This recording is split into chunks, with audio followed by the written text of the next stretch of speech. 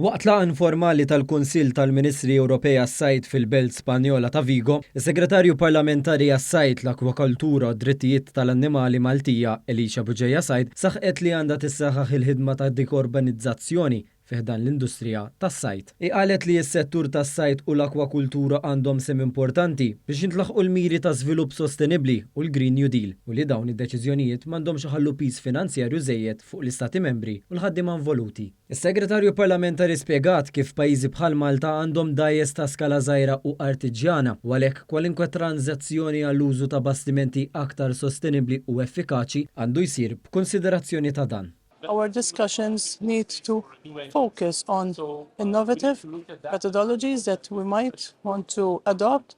but also ensure that these align well with the different specificities and the diversity of the different fisheries, especially those of a small-scale nature. Finalment, Buġejja Sajd aċċennat li hemm bżonn ta' żieda fl-iskemi finanzjarji li waslu għall-użu ta' magni aktar effikaċi, irkabti tas-sajd sostenibbli, bidla fir-regolamenti li jindirizzaw id-daqs tal-magni użati, fondi ġodda favur il-bini ta' bastimenti tas-sajd aktar effiċjenti, kif ukoll flessibilità l-isfidi speċifiċi li l-Gżejjer żgħar bħal Malta qed jaffaċċjaw.